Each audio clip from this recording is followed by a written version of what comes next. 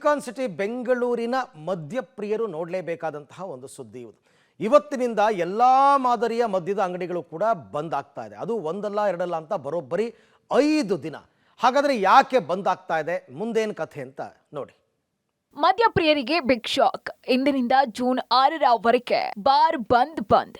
S, ಇಂದಿನಿಂದ ರಾಜ್ಯದ ಮದ್ಯಪ್ರಿಯರಿಗೆ big shock ಒಂದು ಕಾಡಿದೆ. ಜೂನ್ ಮೊದಲ ವಾರ ಮದ್ಯಪ್ರಿಯರಿಗೆ ಎಣ್ಣೆ ಸಿಗುವುದಿಲ್ಲ. ಜೂನ್ 1ರಿಂದ ಜೂನ್ 6ರ ತನಕ ಬಾರ್, ವೈನ್ ಶಾಪ್, ಎಂಆರ್ಪಿ ಔಟ್ಲೆಟ್ಗಳು ಬಂದ್ ಆಗ್ತಾ ಇತ್ತು. ಮದ್ಯಪ್ರಿಯರು ಇವತ್ತು ಸಂಜೆ ಒಳಗೆ ಈ ಸ್ಟಾಕ್ ಅನ್ನ ಮಾಡ್ಕೊಳ್ಬೇಕಾಗಿದೆ. ಅರೆ, ಬಾರ್ನವ್ರಿಗೆ ಏನ್ ಬಂತು, ಹೀಗೊಂದು ವಾರ ಕ್ಲೋಸ್ ಮಾಡ್ತಾರೆ, ಒಂದ್ ವಾರ ಪ್ರೊಟೆಸ್ಟ್ ಏನಾದ್ರೂ ಮಾಡ್ತಿದ್ದಾರಾ ಅನ್ಕೊಂಡ್ರೆ ಅದು ತಪ್ಪು.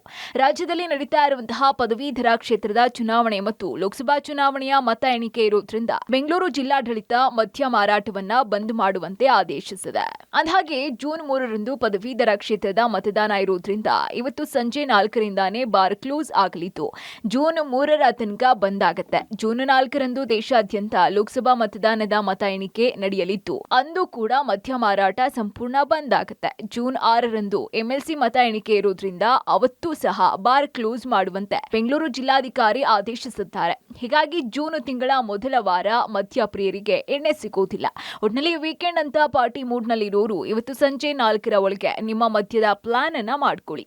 ಇಲ್ಲಾಂದ್ರೆ ಈ ವಾರ ಎಣ್ಣೆ ಸಿಗದೆ ಅಯ್ಯೋ ಎಣ್ಣೆ ಅಂಗಡಿನೇ ಓಪನ್ ಆಗಿಲ್ವಲ್ಲಪ್ಪ ಅಂತ ಆಮೇಲೆ ಬೇಜಾರ್ ಮಾಡ್ಕೋಬೇಡಿ. Maruti, public TV, Bengaluru.